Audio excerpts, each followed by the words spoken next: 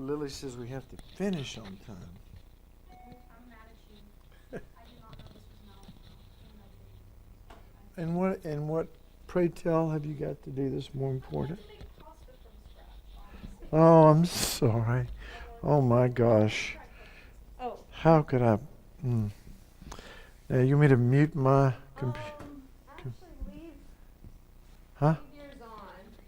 Say it again. Leave yours on. Okay. But I'll come up there. All right. Let me get your, so they can see you. Mm-hmm. How do I get you so that you're visible? There you go. Yeah. Or you There's could Linda. Go to like a gallery, like speaker view instead of gallery view. Where's that? If you go to one of those up there. Here? Well, that's gallery. Oh, I don't know. That's weird. Well, there's Linda. Yeah. Okay. We'll click on Linda. That's good. All right. Now, did I mute you? Nope. We're Okay. good. All right. Okay, good evening, everyone. Hello. Hello. So tonight is Discovering Buddhism, class 6 of 6 classes. So this is our last class for Bodhichitta. We will break on Monday of next week, since that is Labor Day. And we will pick up after Venerable Rabina's visit. She comes June 1st through the 7th.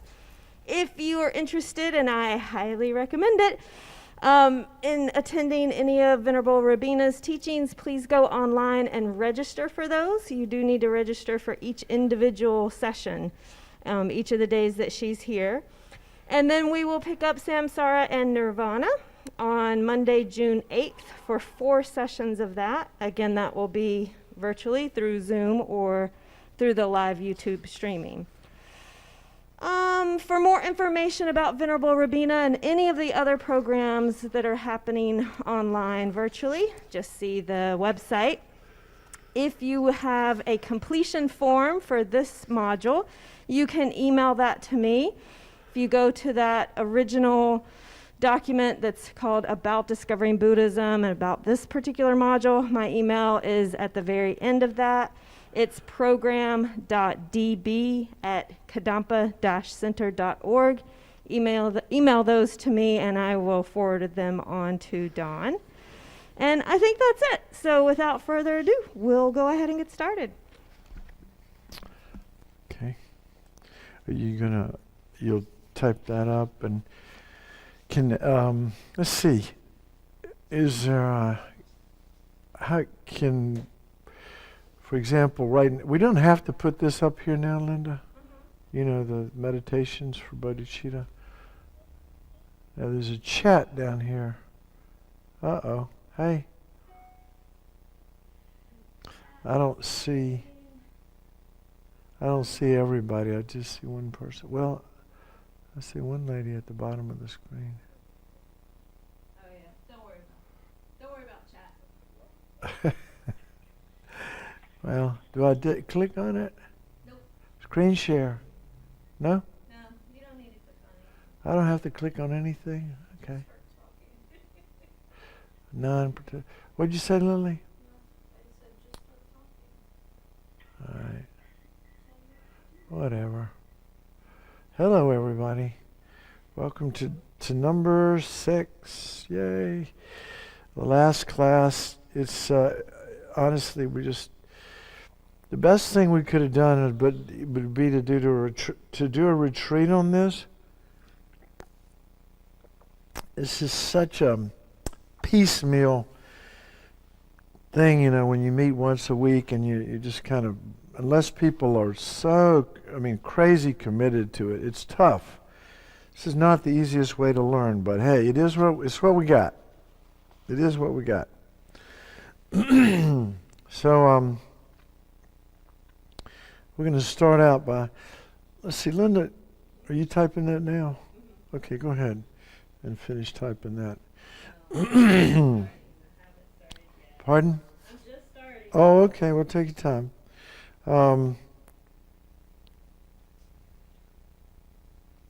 So here's a cute story. I'm going to start out with a story while Linda's doing the typing something that is a verse from the Guru Puja.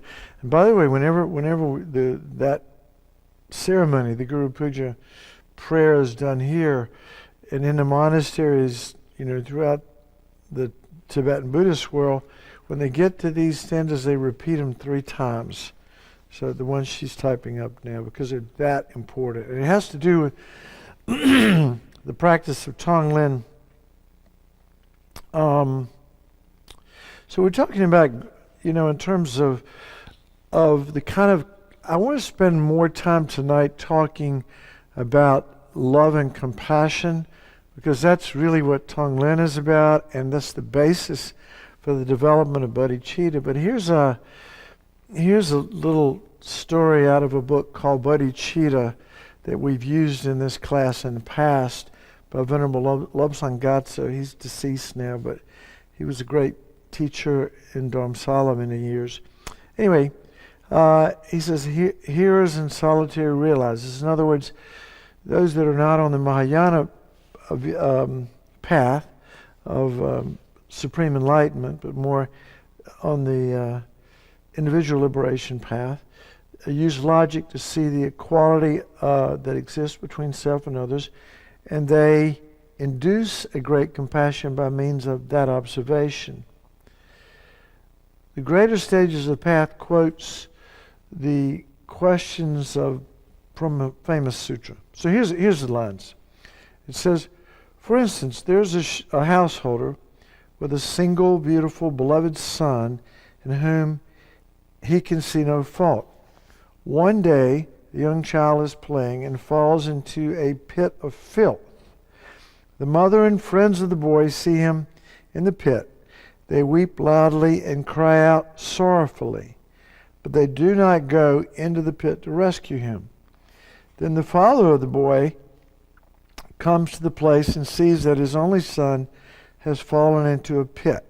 Alarmed and driven only by the thought of rescuing his son, he descends into the filth without any hesitation and pulls him out.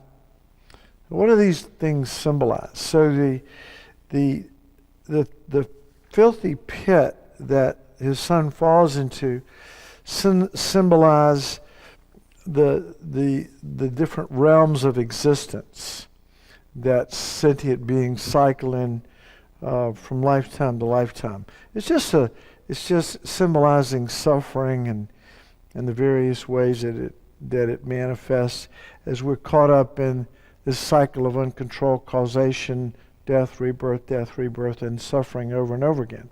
So that's what the fit of pit symbolizes. The only son symbolizes us, all sentient beings, all living beings. The mother and the friends symbolize, and this sounds a little harsh, but don't hear it this way.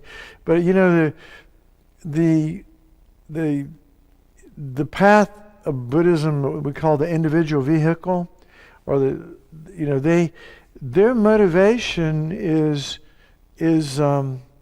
individual liberation, and they have this amazing compassion.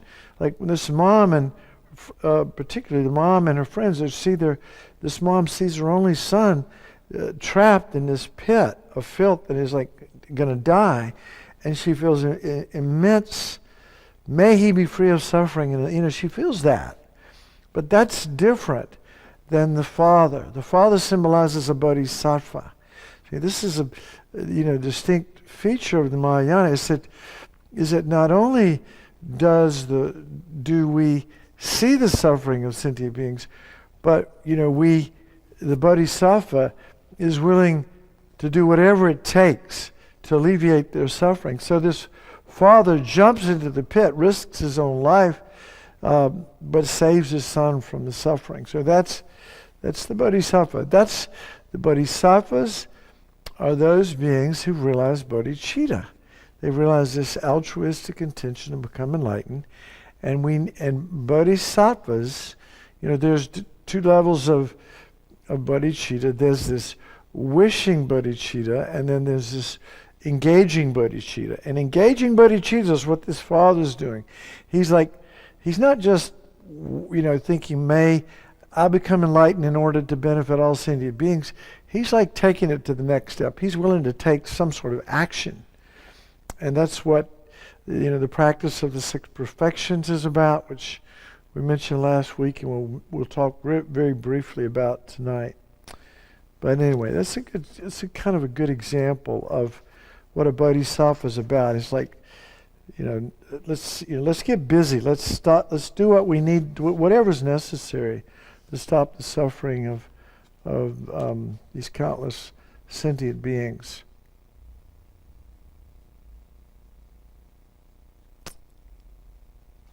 And then, so let's do a little meditation to get started.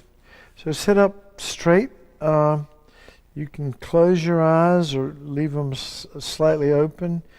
Sometimes we usually teach. At least I was taught initially, but I found it distracting in the beginning. But I got used to it after a while.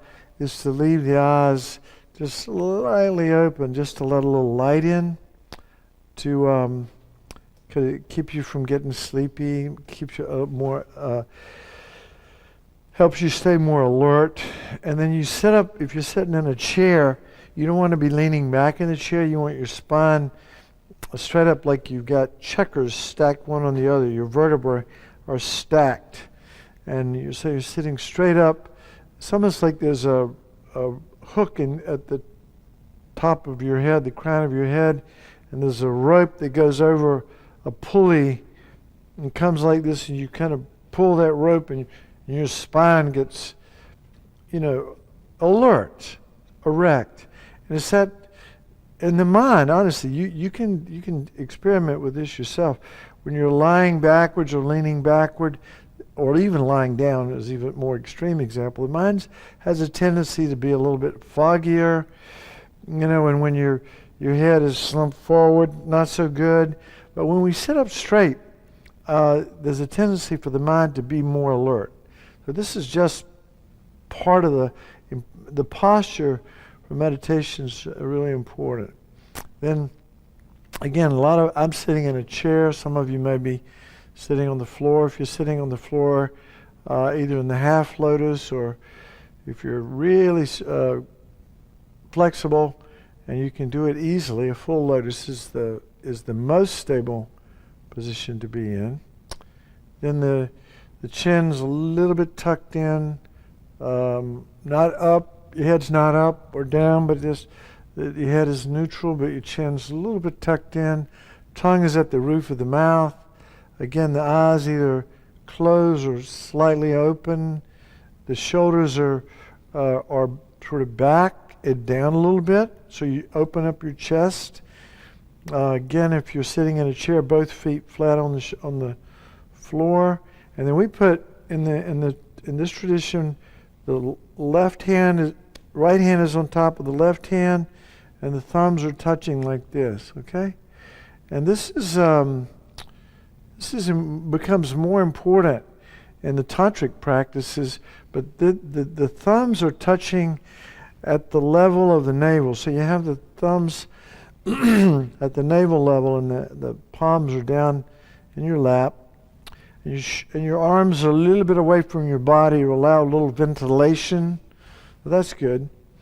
And now you're sitting like a Buddha, like the statue. And you sit, just being in this posture has a calming effect on the mind. And then we're going to do like we've been doing the last few times, where as you breathe out, you silently say the word Om, O-M, Om, and then as you breathe in, you count 1, breathe out, Om, and breathe in 2. And it's important that you follow your breath through this whole process of exhalation, and then as the breath turns and begins to become an inhalation, your mind is completely aware of that experience, not just the sound of the word Om. And then as you breathe in, you say 1, but again, you're following the breath all the way in, and then as it turns and the new exhalation begins, and you say Om, and then turns, and as you breathe in, you say 2. So we'll do that. We've been practicing this for the last few weeks. So this is kind of a nice. I think it's a little bit easier for some people to get to 10 this way. And if you, again, your contract with yourself is to keep your mind completely undistracted as much as possible, and thoughts and sensations will try to interrupt you, but your contract is to keep your mind on the experience of breathing and saying Om and 1, Om and 2, and so forth up to 10. And if you get lost, without being harsh or beat yourself up, which is what our tendency to do is, because we're supposed to know how to do this, but sometimes it's really difficult to even get past number 3. That's pretty good. If you can get to 3 or 4, if you can make it to 10, that's even more amazing. So you do this on your own, and let's settle the mind down and leave behind the distractions of today and any extraneous thoughts that we might be having.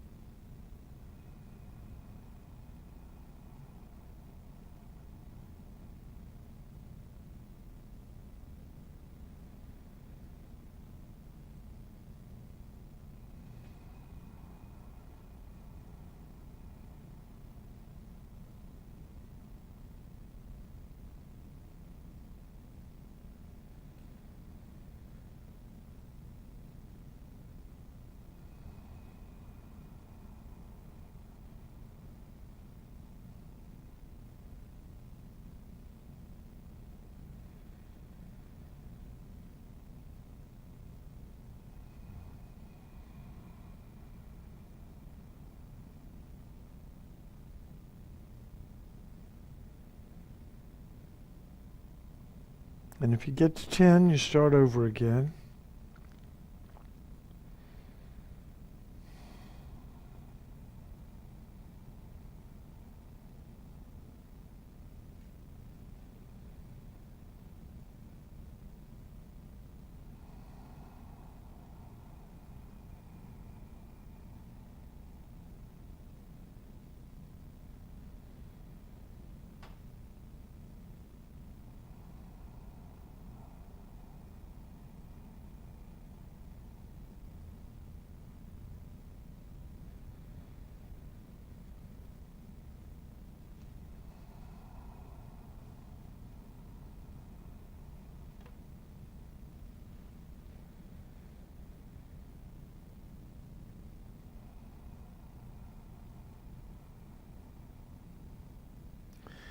Now relax your concentration.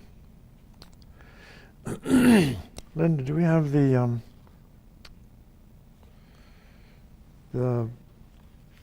A verses? So Linda's going to post the. Oh, good. We'll do this. But the A verses of mind training. We can, but we'll do this. This is good. So this will be our basically refuge, bodhicitta, setting our motivation. So we'll read this together. This is that verse out of the Guru Puja that basically is the verse talking about Tonglen practice. So we'll do it 3 times. And thus, perfect, pure, compassionate gurus, I seek your blessings that all karmic debts, obstacles, and sufferings of mother beings may without exception ripen upon me right now, and that I may give my happiness and virtue to others, and thereby invest all beings in bliss. In order to rescue all beings from the vast seas of existence, I seek your blessings to become adept in bodhicitta through a pure selfless wish, as well as by love and compassion conjoined with the visual technique of mounting giving and taking upon the breath. And thus, perfect, pure, compassionate gurus, I seek your blessings that all karmic debts, obstacles, and sufferings of mother beings may without exception ripen upon me right now, and that I may give my happiness and virtue to others, and thereby invest all beings in bliss. In order to rescue all beings from the vast seas of existence, I seek your blessings to become adept in bodhicitta through a pure, selfless wish, as well as by love and compassion conjoined with the visual technique of mounting giving and taking upon the breath. And thus, perfect, pure, compassionate gurus, I seek your blessings that all karmic debts, obstacles, and sufferings of mother beings may without exception ripen upon me right now, and that I may give my happiness and virtue to others, and thereby invest all beings in bliss.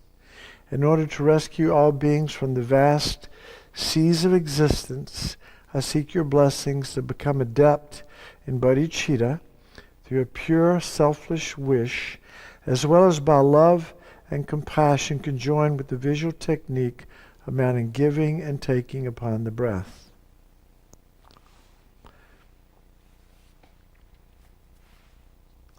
So we'll skip the 8 verses of mind training. So now we're gonna do again, since it's the last class, I wanted to touch on a couple of, maybe go a little bit more in depth on the subjects of love and compassion, because bodhicitta is based on that. But we'll get to that in just a minute. We're going to go through. Linda, can you put up those 11 meditations for cultivating bodhicitta?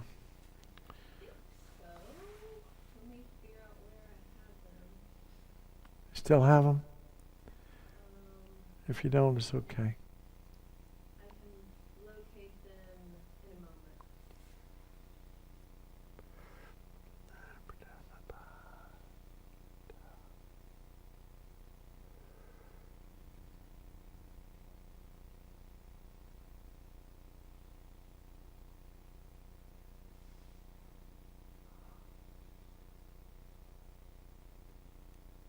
Uh-oh.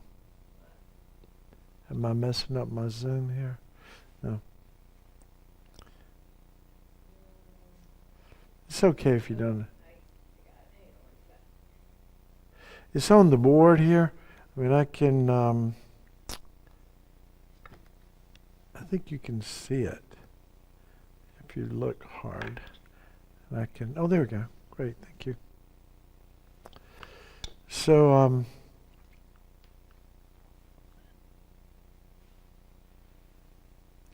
so we're just going to do, we'll go top to bottom, just touching on these points briefly. So again, sit up straight, and as I mentioned last time, I think this equanimity meditation that I don't know if you can see the cursor there, but the first one, you know, I personally find that one really, really helpful, particularly if there's somebody I'm having problems with. but I've gotten feedback from other people that this meditation particularly has been helpful. And this sounds a little ridiculous, but you could spend years if you're meditating on bodhicitta. The way to do it, by the way, is if you want to do this as a daily practice, would be, for example, to maybe day one, you maybe spend you do refuge and bodhicitta, to set the motivation for the practice, and then you go through the meditation on equanimity, and you might spend maybe 10 or 15 minutes on that meditation, and then until you get a feeling, some experience, which we would call a feeling of equanimity, this equal regard for the friend, the stranger, and the enemy. And when you get that feeling, we in Tibetan Buddhist meditation, particularly when we're doing analytical meditation, we alternate between doing the analysis, and then when we cultivate that feeling, we stop the mental, the dialogue, the contemplative part of it stops. And when we get that feeling that we would call equanimity, if we had to give it a name, if it could speak, it would say equanimity, okay, equal regard for all beings. When we have that feeling, we hold on to that without any discursive thought, okay? And just hold on to it, that experience. And that takes that meditation and literally it brings it into the heart and at a much deeper level. Before it was in our head, but now it's coming down, becoming part of who we are. It's literally changing our mind into gaining a little bit of that realization of equanimity as we hold on to it. Then if we lose the experience of equanimity, we might go back, do a little bit of analysis, the friend, the stranger, and the enemy, go back and get the experience of that equanimous experience, the feeling that goes with that, and then you hold on to it. And then when it weakens, you go back to the analysis. You might do for maybe 15 minutes a day or longer or shorter, depending on how much time you have. You do that, okay? And that's how we alternate analytical with single-pointed meditation when we're doing these different contemplations, okay? So then you might quickly go through the other points, like remembering, seeing all sentient beings as mother, and remembering that you're mother of this lifetime, and so on. You go through each of these other points, maybe giving them a minute or so, just touching on them. Then tomorrow, you do equanimity meditation, take a minute. But maybe seeing all sentient beings as mother, you might take 10 or 15 minutes on that. And then you would touch on each of the other points again, the other 11 points. In any case, you go through so each day you give more time to the next point. And for example, if there was any of these other meditations that you want to give more time to, it would be Tong Lin. If you want to give, that's the most important meditation in all of Buddhism. So of course, if you want to give more time to that, you can. But if you're going to try to generate bodhicitta, you go about it in that way.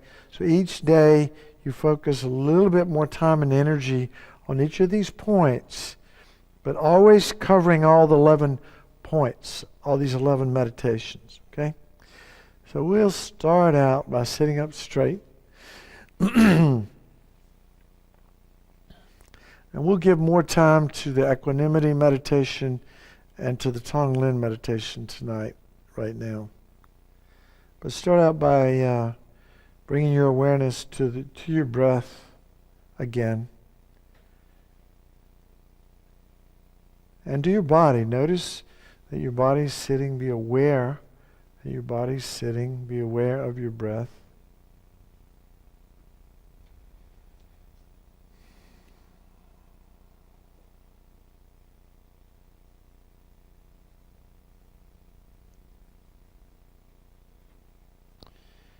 And we think about the tremendous benefits. So always important to bring to mind the benefits of whatever practice you're doing, and the benefits of developing bodhicitta are unbelievable. I mean, it's an antidote to all of our problems. It's an antidote to the self-cherishing mind.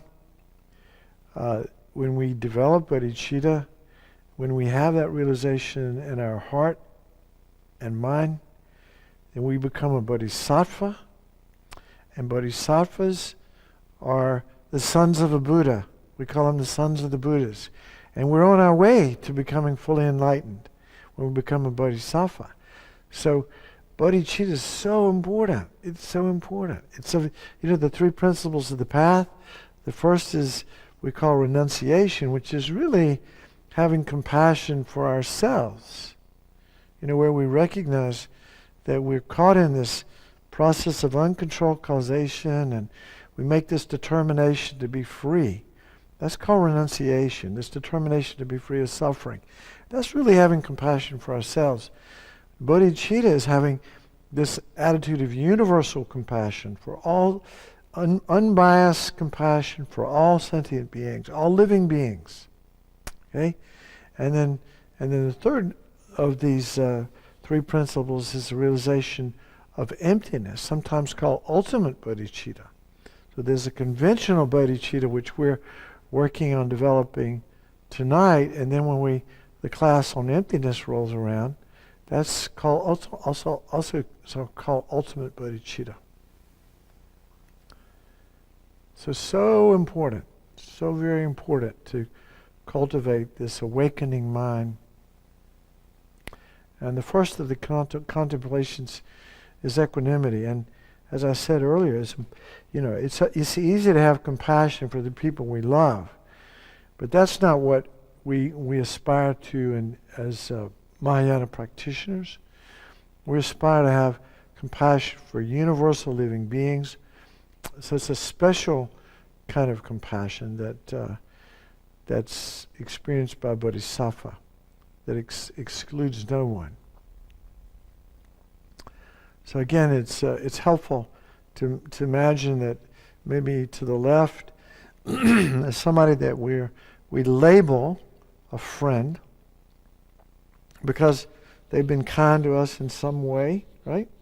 And so they usually, people that are kind to us, we call them friends, and we usually feel a sense of attachment to our friends. We're biased toward our friends in a positive way.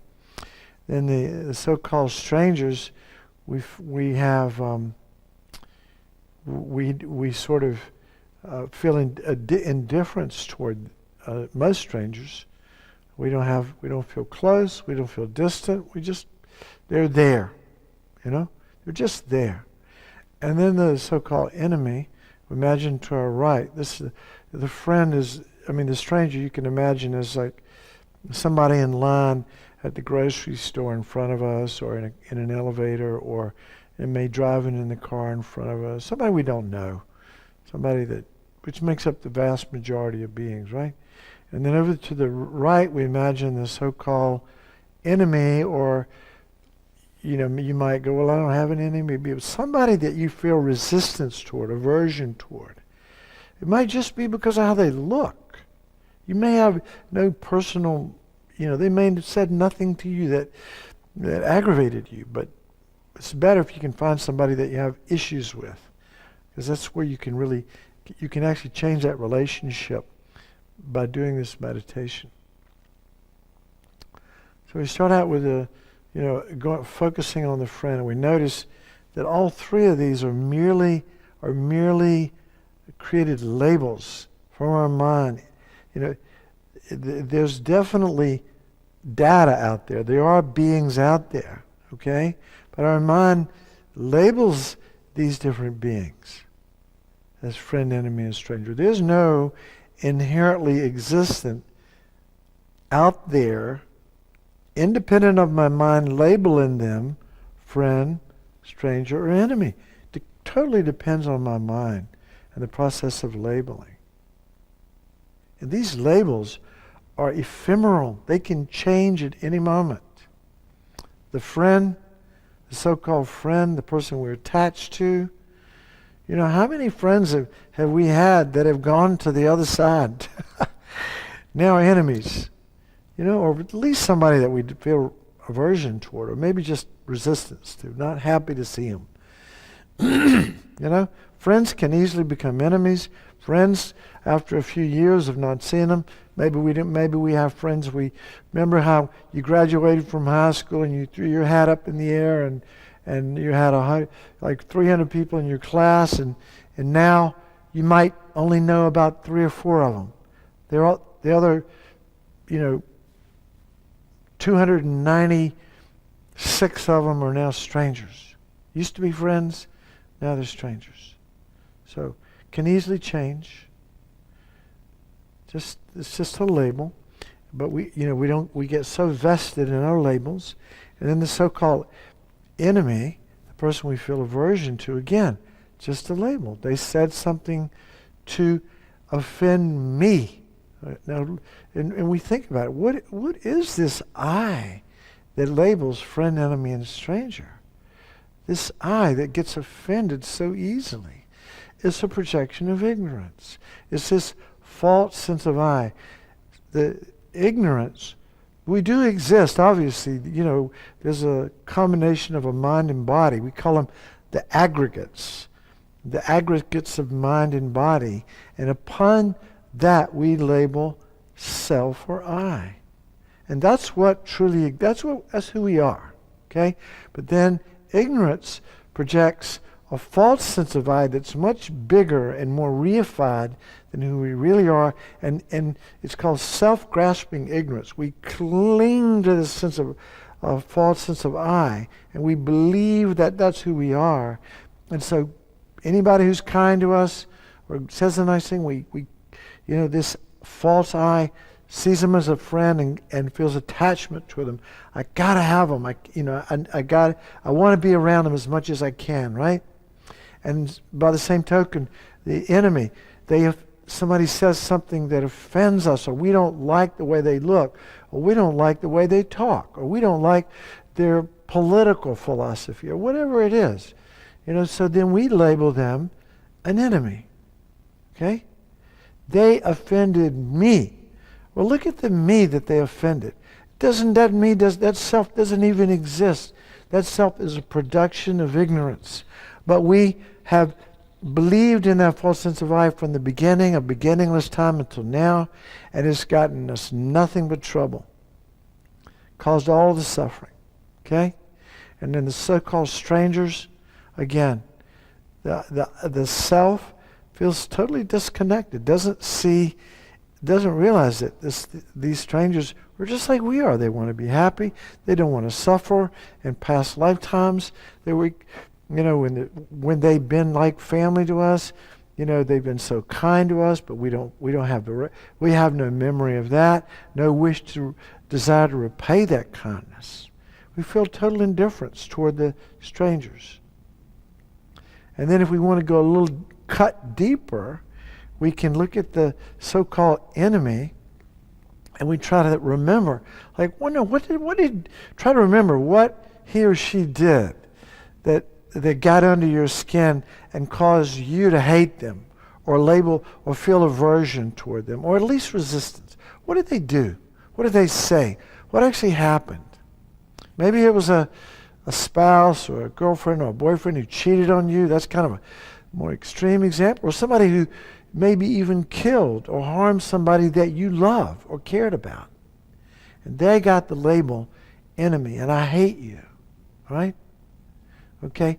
Well, that label, enemy, that person, whatever they did, to me, whatever they did to me that seemingly did to me, that caused the label enemy to arise in the mind, is the product of what? Shantideva again uses the example of if somebody hits you with a stick, you don't get angry with the stick. That's stupid. You got to get angry at the person who's wielding the stick. In the example here, the real source of this so-called enemy is our own self-cherishing mind that created non-virtuous actions of body, speech, or mind, or combination. The self-cherishing I planted the karmic seed that is now ripening in, we harmed this person in the past, either in this life or some former lifetime. We don't remember, or maybe we do. But here it is. What goes around comes around. Now, this person is harming us. And we want to blame it on them. But the real enemy lies in the middle of our heart. It's our selfish, self-cherishing I that created the karmic seed in the first place. And furthermore, who teaches us patience? It's not our friends over here, because they're just saying what we want to hear. It's the people that push our buttons that teach us patience. It's the ability to tolerate adversity, to be able to deal with problematic situations and people. We don't learn patience and dependence upon friends. We learn it in dependence upon challenging people and situations. And without patience, patience is one of the Bodhisattva perfections, the 6 perfections. Without the perfection of patience, there are no Bodhisattvas. There are no Buddhas.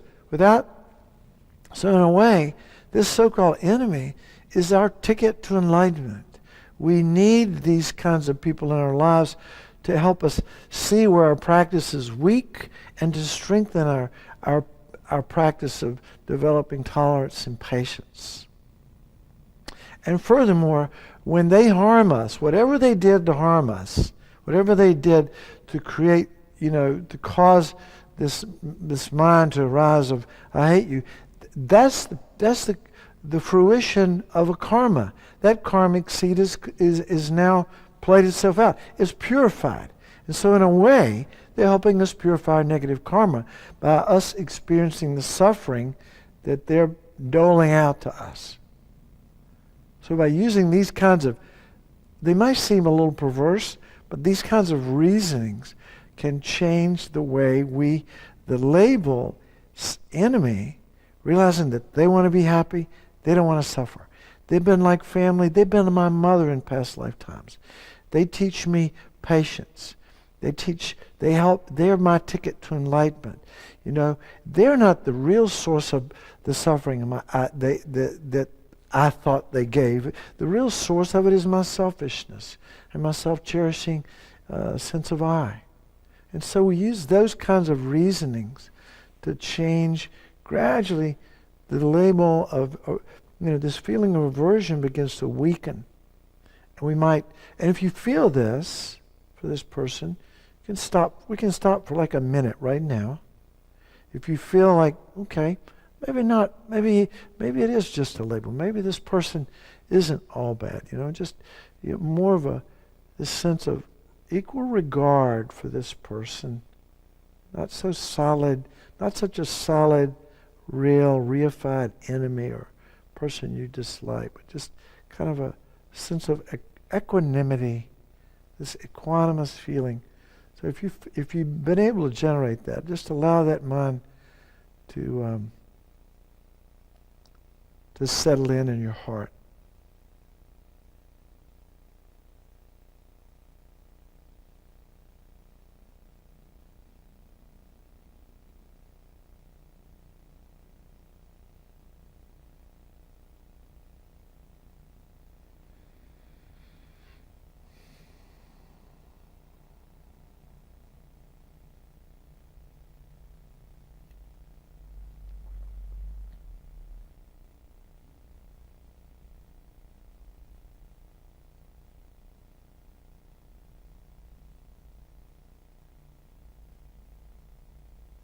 And if you lose that feeling, you can go back to the analysis again, right?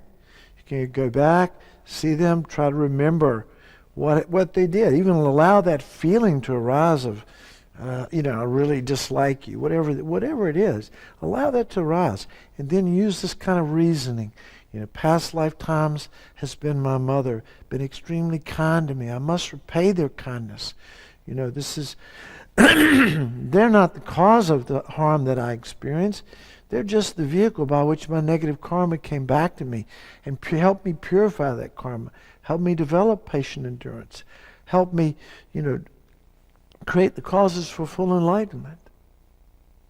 To go back to that reasoning, that we get the feeling arises again, and we stay with that feeling. So we go alternate the analysis, the contemplation, with placement meditation on the feeling of feeling kind of neutral or equal regard for that being that we used to label and pretty much see as all negative. Now we have some regard for them. They're just like us. It's just a label. It could change. Just a few kind words. That person could become a friend again, or a friend for the first time. These are not fixed labels. Now you focus on the strangers, which is like the faceless people in the crowd. You can do this, you can practice this when you're standing at the grocery store in line, or at the post office, or wherever you work, or wherever you are. You imagine these faceless people, which we're imagining universal living beings, all in human form, even insects. We imagine all these sentient beings in human form, and they're all strangers, and we feel indifference toward them. We don't have any particular feeling one way or the other, and yet they're just like us. They want to be happy. They don't want to suffer. In past lifetimes, they've been extremely kind to us, as kind as our own mother. And we have an obligation to repay their kindness. And so they're not just faceless people in the crowd. We actually have some connection with these people in very profound ways. And then the so-called friend, they're friends. Why? Because they were kind to us. They respected us. They treated us with respect. They said kind things.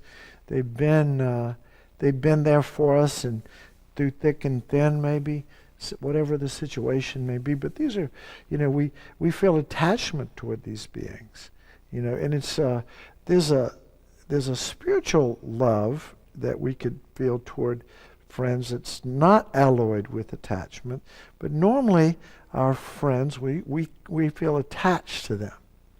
And so, sometimes they annoy us because they do things we don't expect them to do. But we're attached to our friends. And that causes us to create a lot of negative karma sometimes on their behalf.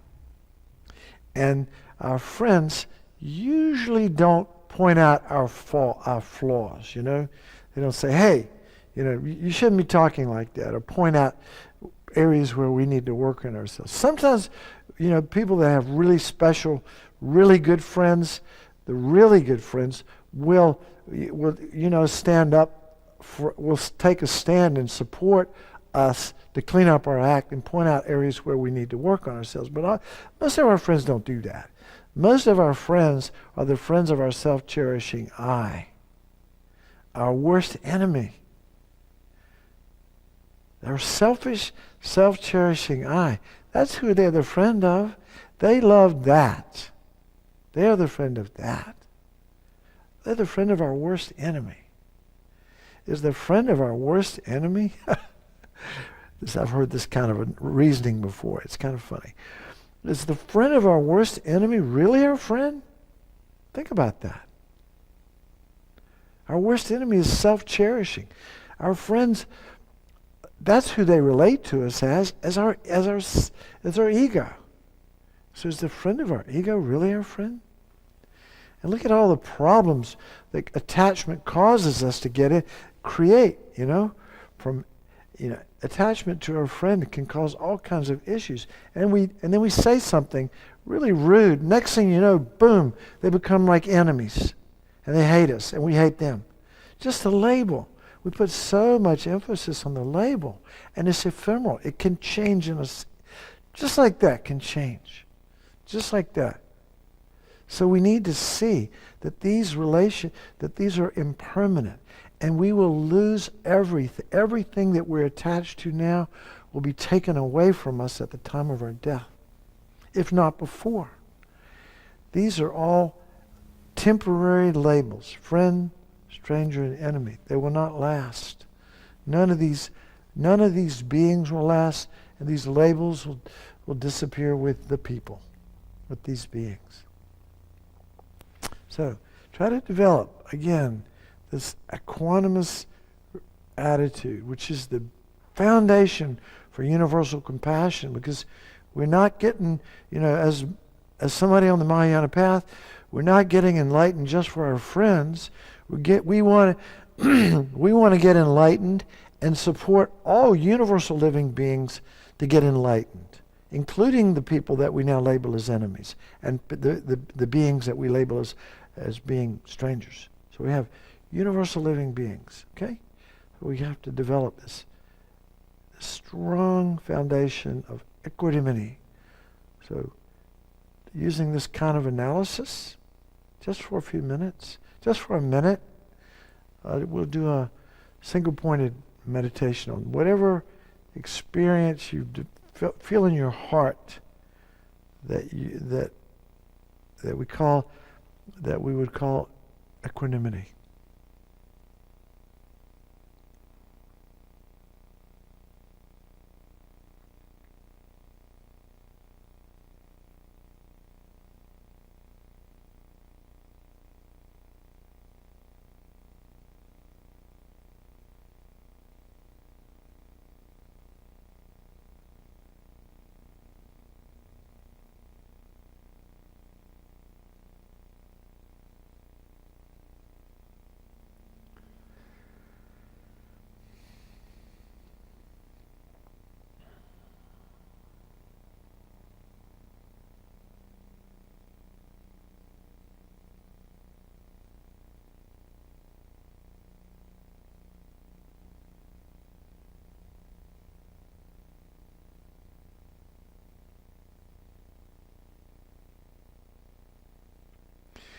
And now the next step in the next meditation that we'll do is seeing all sentient beings as mother. Again, if you have issues with your mother, this might not work for you. But if you can do this, if you have a great relationship with your mom, where you have a lot of appreciation for the fact that she brought you into the world and gave you a chance to play the game of life, and we'll get into the kindness of the mother in a moment, but we want to see all sentient beings as mother. That's because for most people, that's really the most, selfless love that we'll ever experience. Well, we might have the same relationship with our father, but generally speaking, even in the animal kingdom, the dads take off, and the moms are left to look after the babies. And the moms, will even sacrifice their lives for their babies sometimes. So we're going to stick with the mom. So the mom of this life has been our mom in countless previous lifetimes. And now we're imagining we're surrounded by universal living beings, all in human form. You can imagine your mom on your left, your dad on your right if you want. But you see your mom and you say, oh, she was my mom in this life, but she was my mom in countless former lifetimes. Because there's no beginning to time. The beginning of beginningless time. There's always a moment before the last. That there's a moment, and there was a moment that preceded that moment, and that preceded that moment. Consciousness is the same way. It goes back to infinity. There was no beginning to the lives we've taken. There's no beginning to the number of times we've been reborn. And in each lifetime we had a mother, and this mother was our mother in previous lifetimes and will be our mother again in future lifetimes. And our father has been our mother in previous lifetimes and will again be our mother and father in future lifetimes. And then we look at the so-called friends. Maybe we imagine that we're surrounded by our friends. Maybe they're behind us, and we think, oh yeah, so-and-so, that my good friend, my best friend, so-and-so, they've been my mother in past lifetimes and will be again in future lifetimes. All of my friends have been. And then the people that we, are indifferent toward, which are the vast majority of these universal beings, we think, oh, they've been my mother in past lifetimes, countless times, and will be again in future lifetimes. Again, this is the hardest meditation of all these 11 meditations we're going to do. This one's the most difficult for us to even get a feeling for, but if we can, very helpful for the mind to feel connected. And then so we have, then we go, so we got, universal living beings, and even the beings that we imagine as, we feel aversion toward, again, has been our mothers in past lifetimes, countless times, and it will be again in future lifetimes. So again, for just a moment, we see all sentient beings. We label them as mother. Like Lama Yeshe used to call everybody dear, or kind mother sentient beings. Sometimes would say that, these kind mother sentient beings. But he'd just call everybody dear. That was shorthand for kind mother sentient beings. And you could walk down the street and try this if you want to. Calling everybody mentally dear. See how you react to them differently. Do that now for just a second. Seeing universal living beings, friends, enemies, strangers, everybody as having been family, having been our mother. And label them that way as mother, dear, whatever works for you.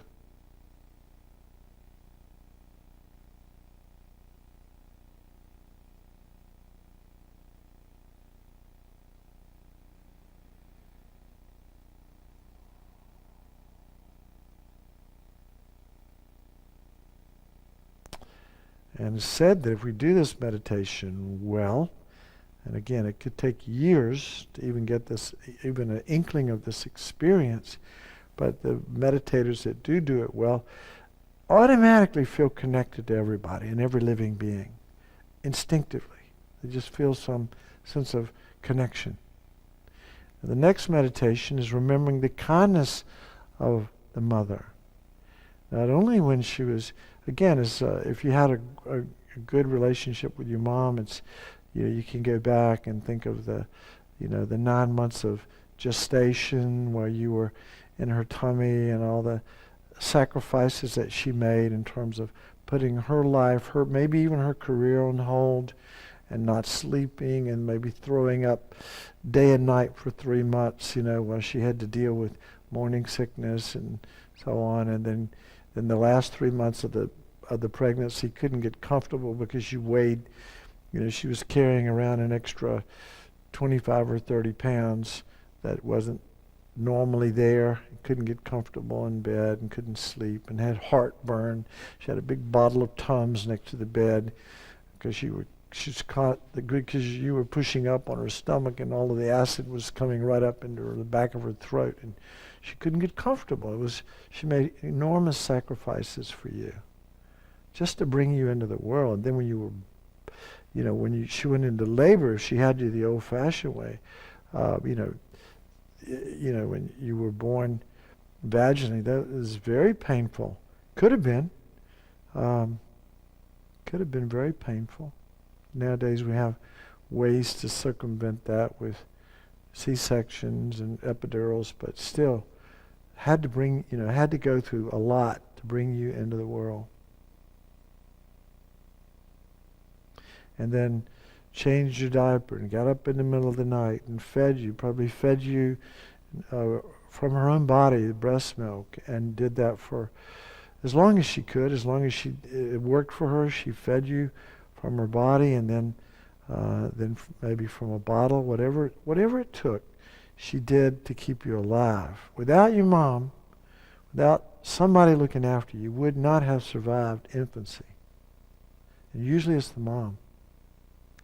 She taught you how to walk and talk, how to dress yourself, how to clean yourself, took you to school for from nursery school all the way, first time you went off to school, she probably felt very sad and because my baby's leaving me, and because she'd gotten so attached to having you around.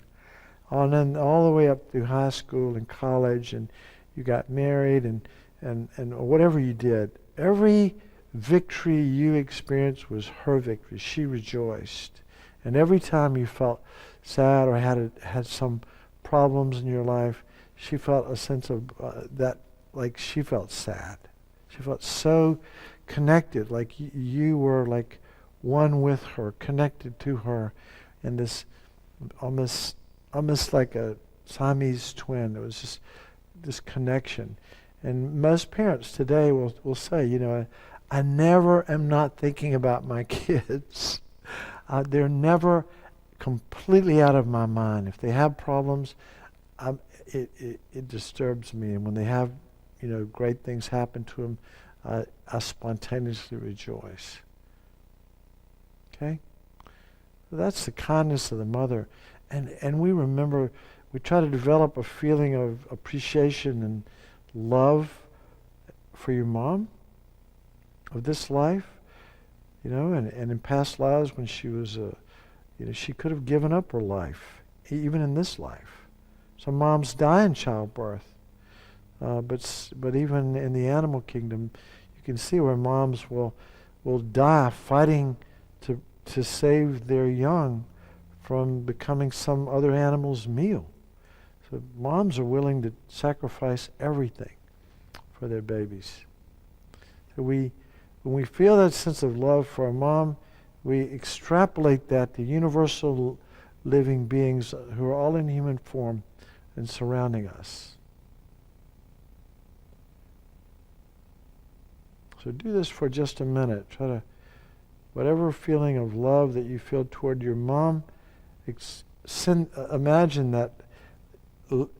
all of these other universal living beings who've been your mom, and project that feeling of love toward them.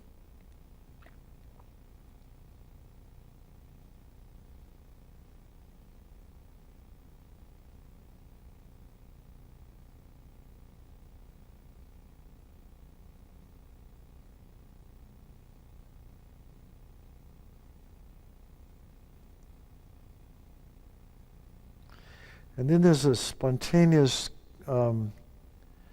wish to repay their kindness, which comes after that. That's the next meditation.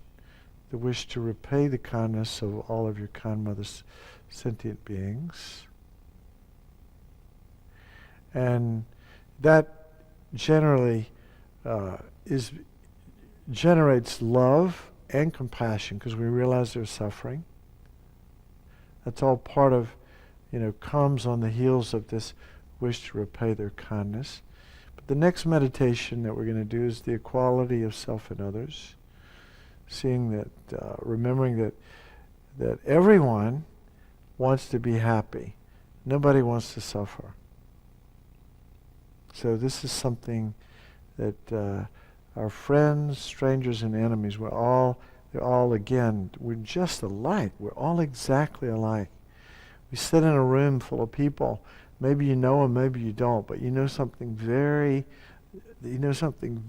important and intimate about each one of these people.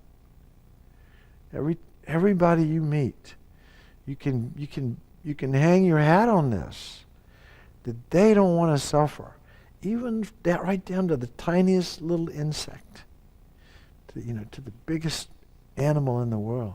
But others, particularly other human beings, they do not want to suffer, and they want to be happy. So universal living beings are just like we are, equally wanting to be happy and equally not wanting to suffer. I want to be happy, I don't want to suffer. That's what we say. And then others, which seems like singular, right? But this really infinite, want the same thing. And they all want to be happy and don't want to suffer. Whose happiness is more important? The self that we're thinking about when we say, I want to be happy, doesn't even exist. It's a false sense of self. It's this self-grasping ignorance that's thinking, I want to be happy and I don't want to suffer. But the valid sense of self, the valid self also deserves to have happiness and not suffer, and wants that. That's a valid wish that we all have. Just as others validly want to be happy and don't want to suffer. And we're all equal in this way. 100% equal in this way. So we develop a sense of equanimity. Not equanimity, but equality of self and others. So try to have generate some feeling for this sense of equality based on this universal wish for happiness and to avoid suffering.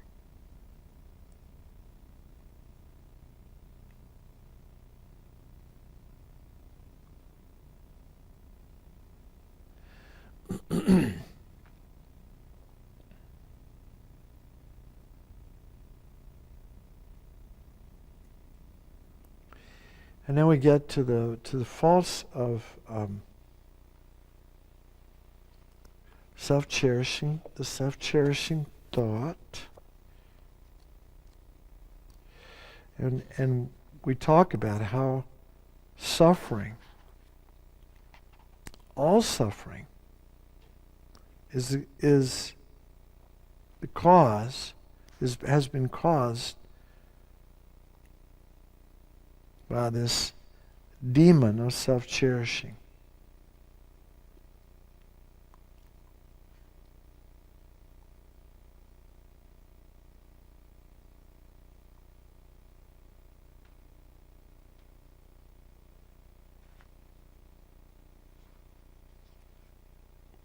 So we look at all the 10 non-virtuous actions. And in Buddhism, we think of like, well, what we all want is happiness, right? So what are the causes of happiness? When we're, as a good Buddhist, we should know that at the very least. What are the causes of happiness? And the causes of happiness are practicing or avoiding the 10 non-virtues and practicing their opposite. So we're going to go read these. So what are the 10 non-virtues and their opposite? So the first non-virtue we think about, there are 3 of body, 4 of speech, and 3 of mind. So the 3 of body are killing, and so the opposite of killing is saving lives. So what we need to do is avoid. We say the 10 non-virtuous actions, things to be avoided, because they're not in stone. Because a bodhisattva, this sounds a little crazy, but a bodhisattva has a commitment to break any of these vows if based on pure wisdom and compassion, might have to do something that would look unskillful or look like a broken vow. But in fact, that was what was necessary to do in the moment. So a bodhisattva, and the bodhisattva vows is one of the vows that says you can break any of the other vows if you need to, if that's what's the most skillful thing to do in the moment. But that's a risky one For most of us who are motivated by self-cherishing selfishness, so I wouldn't go there. But these are the 10 virtuous, the 10 things that we need to avoid. Avoid killing and practice the opposite, which is saving and preserving life. So these are 3 of body. Avoid taking what's not freely given or stealing, and practice generosity. Avoid sexual misconduct, which is harmful sexual actions, and practice, sexual actions that don't harm others. Practice, that are sort of a manifestation of our cherishing others. And then the 4 of speech. Avoid slanderous, malicious speech, and speak of others' good qualities. Avoid lying, and practice speaking truthfully. Avoid harsh speech, and practice speaking kindly and gently and in a way that creates harmony. Avoid idle gossip, and practice speaking, having your speech be meaningful. One of the causes of people not listening to us is that we run our mouths all the time. But if we speak when we have something meaningful to say, people listen. So it's very important to practice, guarding the door of our mouth, our speech. And then 3 of mind are we call greed, or this clingy mind. And then we need to practice letting go, not behaving in a clingy, greedy fashion, but more in an attitude of generosity. And then hatred is another of mind, and the antidote to hatred obviously is love and compassion. We try to develop those kinds of attitudes instead of hatred, goodwill and love and compassion. And the antidote to ignorance, which is the 3rd of the 3 mental non-virtues, is wisdom. The ultimate wisdom being, there are many kinds of wisdom in Buddhism, like understanding karma and so forth, sort of faith in rebirth, faith in the 3 jewels, and particularly faith in your potential to become enlightened. That's the form of ignorance in Buddhism. Believing that you're pathetic, that you don't have this potential to develop yourself fully and eliminate your faults and develop your qualities. Those are all kinds of wisdom, but the ultimate wisdom is the wisdom of emptiness. So so we need to cultivate that. We need to give up these sort of negative, this sort of ignorant mind, and develop, a wise and perceptive mind that sees things as they are, sees reality as it is, sees ourselves as we really are, as beings that have this Buddha potential. So this is how you find happiness. This is how we find, it's real simple, but it's not easy to practice. It takes great attentiveness and mindfulness. Noticing when we're going down that negative path again, planting the karmic seeds that will absolutely ripen in our suffering in the future. And because karma is expandable, every tiny action of body, speech, and mind plants seeds that are growing exponentially. For example, a tiny karmic seed of killing, they use this as an example in the scriptures anyway, of killing an ant in I don't know how long, but at some point, maybe a few weeks or months, the karma is the karma of having killed a human being. This is how karma is. When you think of an acorn, you think in nature, you see these little tiny seeds growing in these gigantic trees that weigh tons. You can see how karmic seeds are the same way. Tiny actions of body, speech, and mind that are negative will ripen in future suffering or happiness. So we have to guard the three doors of our mind, our body, our three doors, which are the body, speech, and mind. Okay? So then we see the faults of self-cherishing, our biggest enemy, and the value of cherishing others, our greatest asset and friend.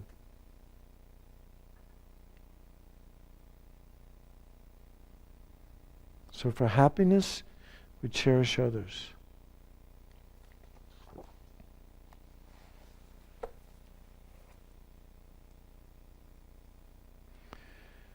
Then we get to the whole, Tong Lin has to do with love and compassion, right? Again, Tong, it should be Lin Tong, because the way we're practicing it is we're giving others first. The first part of the meditation is as we breathe out, we're not going to do the meditation on ourselves tonight. We're not going to do the little orb of light that we did before. We're going to sort of use white light going out and black light or smoke coming in, like that. We're going to use that visualization, but anyway, the love that we're talking about in Buddhism is the wish that others could have happiness and its causes. Okay? And again, we're not discriminating between friend, stranger, or enemy. It's universal living beings. And we're wishing that all beings could have happiness and its causes. And so there's 3 different ways that we can do this meditation. And you can start out with your friends. When you go at home, when you're doing this alone, you can start out with your friends, and then with your, with strangers, and then later on with enemies. But you start out with your friends, and you think,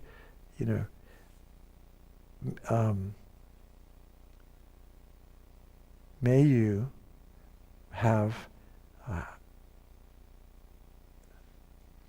happiness and its causes. No, they start out with this. Wouldn't it be nice if you could have happiness and its causes? Wouldn't it be nice if you could have happiness and its causes? You think about one person. Don't make this about some faceless person. You think about one person in your life right now. You think, wouldn't it be nice if you could have happiness and its causes? And just say that over and over until you get a feeling for it. Wouldn't it be nice if you could have happiness and its causes?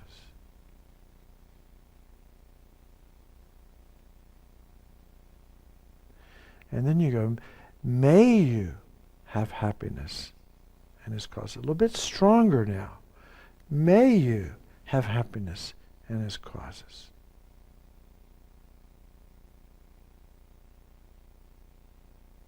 Right? Almost like a mantra. We're mentally visualizing this person and wishing them, but using stronger language. May you have happiness in its causes. May you have happiness in its causes. And then you take it a step further, and this is the attitude of the Bodhisattva, by the way. The next one is, I will cause you to have happiness and its causes. I take responsibility for your happiness. I will personally cause you to have happiness and its causes.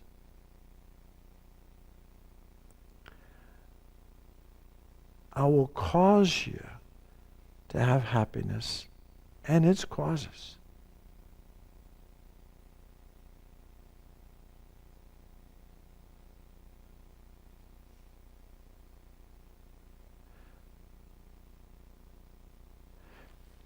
Now you can do this meditation with a stranger. you could even do it in line when you're like at the grocery store. Look at the person in front of you and go, wouldn't it be nice if he or she could have happiness in his causes? And may they have happiness in its causes. And then I will cause them to have happiness in his causes. And you think, well, this is insanity. I can't even make myself happy. But this is the attitude that we're trying to cultivate. So we practice this. And then we can even go on to the people that we feel aversion toward, right? And we go, wouldn't it be nice if this person that we feel aversion toward could have happiness in his causes? May you have happiness in his causes? And I will cause you to have happiness in his causes.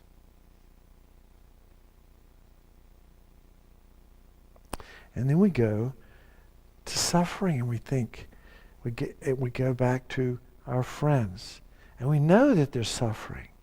We know that they're caught up in samsara and this cycle of uncontrolled causation, and compassion. They're like three basic kinds of compassion that we are trying to cultivate based on, there's three different ways we think about it. One is compassion, just because of ordinary suffering, right?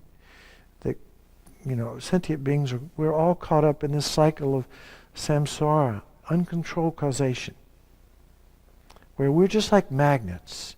We're going to go through birth, sickness, old age, and death, and we're going to do it again and again and again and again and again. In every life, we're going to have difficulties. We're going to have suffering. We're going to have some happiness too, but we're going to have plenty of suffering, way more than we want, in every lifetime. And that's just how it is. So wouldn't it be nice if our friends could be free of suffering and its causes? Another kind of suffering that they're experiencing is that we're all qualified by impermanence. That means that nothing lasts, that they're going to die. Everything that they have, everything that they experience in the moment as a cause of peace and happiness will be taken away from them, because we're all qualified by impermanence.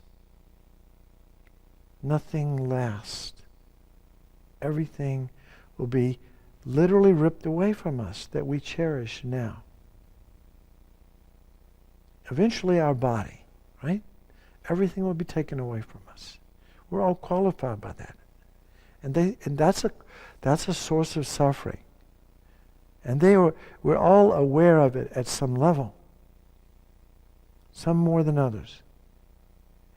And then the last cause of compassion to arise is that sentient beings, we all believe in a sense of self, a false sense of self. We believe in it and we cling to it, and it becomes like a magnet. It's the biggest problem we have, is that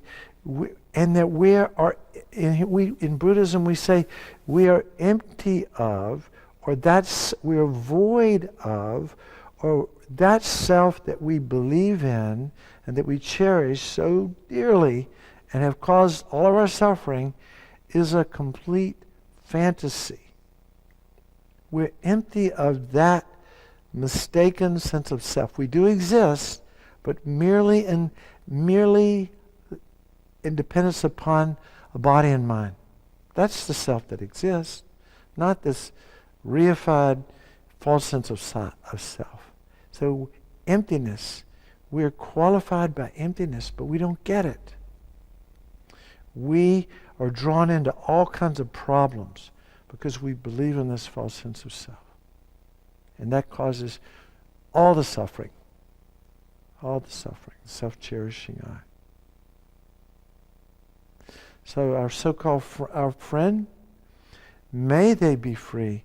We say, wouldn't it be nice if our friend could be free of suffering and its causes? Wouldn't it be nice if they could be free of suffering and its causes? Again, this is the if part. Wouldn't it be nice if they could be free of suffering and its causes.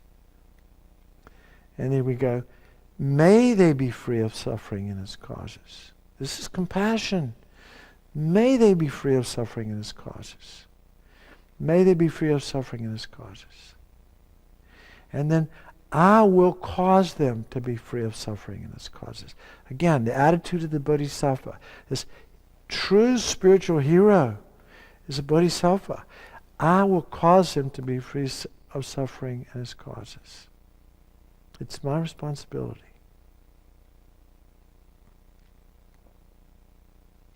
And then we can go to the stranger. Wouldn't it be nice if these strangers, to make up the vast majority of beings in our world, wouldn't it be nice if they could be free of suffering? But pick one person. Don't make it so impersonal that you can't connect. You can't develop a feeling for it. Some person that you have to deal with. May that person, wouldn't it be nice if they could be free of suffering and its causes? And then we go a little stronger. May they be free of suffering and its causes. And then even stronger, I will cause them to be free of suffering and its causes. For the stranger. Now the enemy. Wouldn't it be nice if our so-called enemy, this person that we have aversion toward right now, wouldn't it be nice if they if they could be free of suffering and its causes? And may they be free of suffering and its causes. May they be free of suffering and its causes. And I will cause them to be free of suffering and its causes.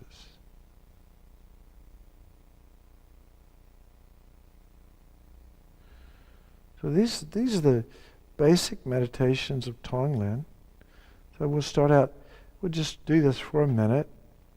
You'll start out with your friend, and you'll send your friend, white light, which, is basically love. Like, may not only may you have happiness in its causes, but I will cause you to have happiness in its causes as you send them this light. Imagine that they're getting what they want and need, which is happiness in its causes. And as you breathe in, you take on their suffering. So do this with the friend, the stranger, and the enemy for just a minute.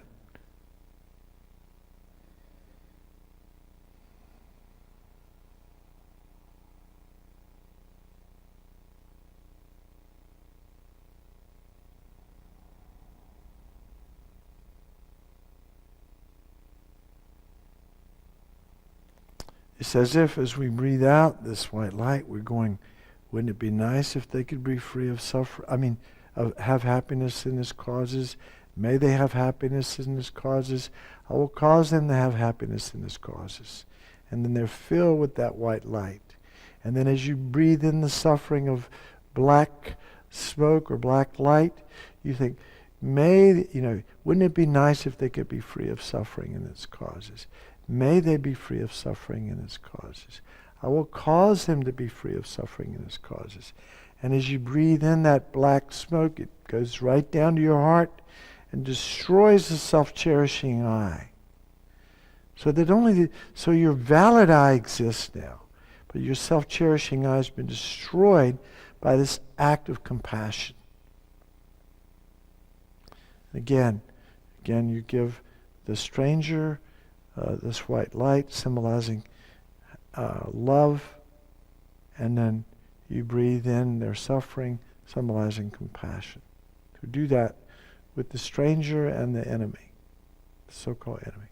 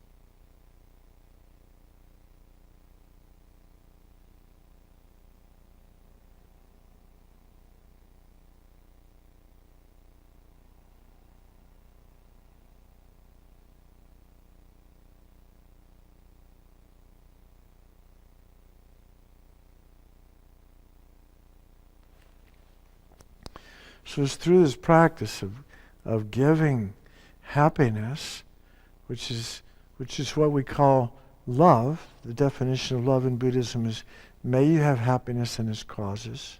That's the definition of love. So we're practicing giving love, genuine love. And the definition of compassion is, may you be free of suffering and its causes. And we're practicing actually doing something about it. Not just the wish, but we're actually taking on others' suffering. And in the process of doing that, we're destroying our self-cherishing selfishness. So this is Tonglen, this essence of Tonglen practice. And as we did it last week, there's lots of variations on this practice that you can do. It's the most important practice in the Buddha Dharma. I read this many times, in many books. It said this is the practice. This needs to be the heart of our meditation practices. Tonglen, practicing love and compassion, giving love and taking on the suffering, which is compassion. And then we get these meditations that we've done up until now. We have this supreme wish, or this superior intention, which is that I take personal responsibility for giving others happiness and eliminating their suffering. It is my job, again, as we practiced in the earlier meditations. The superior intention, which is a crazy, outlandish, ridiculous, it seems like a madman's attitude, but it is the attitude of all of these holy beings that are bodhisattvas. This is in their heart of hearts. This is how they think. I am personally responsible for your happiness and causing you to have happiness and guiding you to supreme enlightenment. And I'm personally responsible for helping you to eliminate your faults and eliminate your suffering. It's my job. And guiding you to full enlightenment. That's my aspiration. And then bodhicitta is this aspiration, this superior intent. It's beyond this intention. It's this aspiration to achieve full enlightenment. And that's the vehicle by which we can help others. When we eliminate our faults and develop our qualities of compassion, loving kindness, wisdom, and this what's called skillful means, knowing what to do in every situation to help others wake up, to help them stop creating the causes of suffering and create the causes of happiness. Those are the qualities of a Buddha. That's what we need. That's what we aspire to be, and it's based on sincere love and compassion. So I must eliminate the suffering of others and help them find supreme happiness of Buddhahood. And the method to do that is one's own enlightenment. That's bodhicitta. That's the awakening mind. That's the most powerful attitude we could have for spiritual practice. So if you develop any feeling for that at all, just let that sit for just a minute.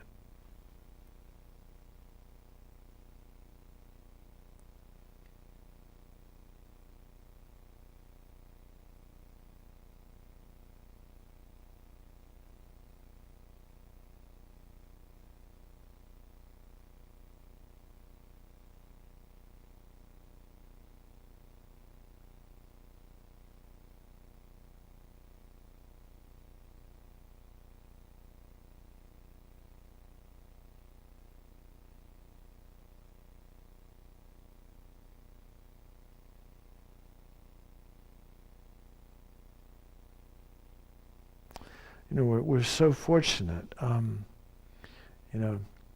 Those of us that come to Kadampa Center, maybe, but we're so fortunate because we have, a qualified teacher in Geshe Gelik and Geshe Sampo, people that have spent their whole lives training their mind and are great examples of these teachings. And we've got the perfect situation. We have a life.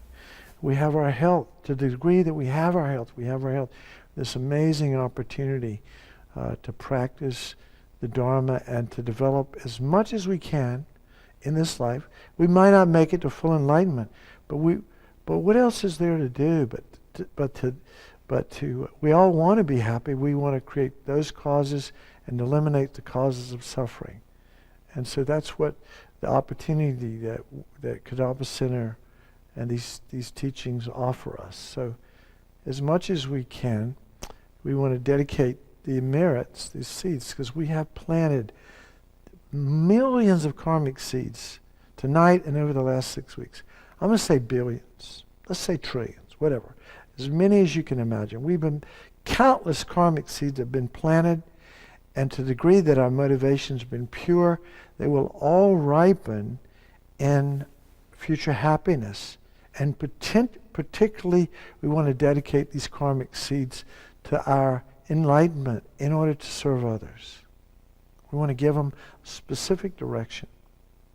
So collectively and individually, because we've all done this together. Hadn't been, maybe 15 people have done this class online, plus or minus. But collectively and individually, we've created some energy that we're going to call, and we're going to dedicate all the seeds that we planted to supreme enlightenment in order to benefit others. We're going to dedicate it to others' happiness as much as we can.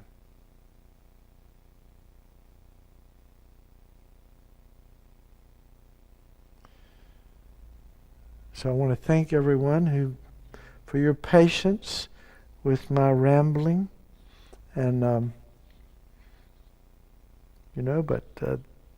these are very precious teachings.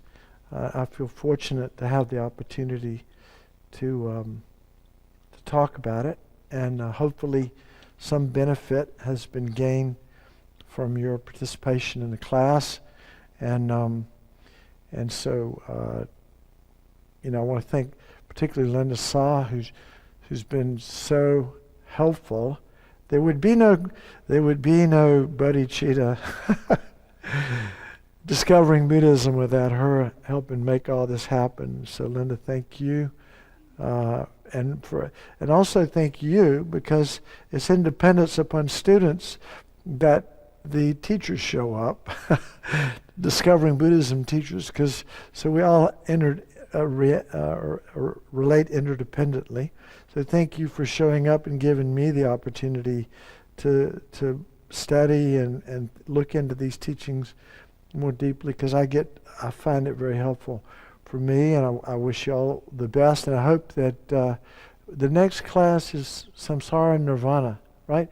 And Steve? Yes. Steve.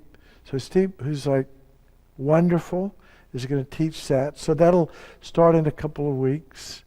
So you have a good week, and I challenge you to practice Tonglen in the grocery line and wherever you are this next week.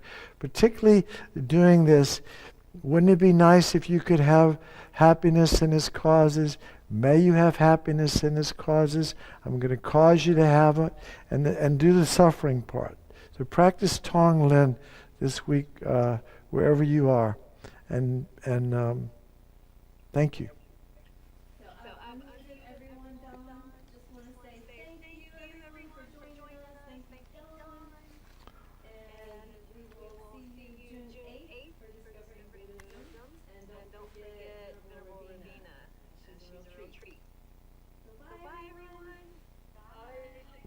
Bye-bye.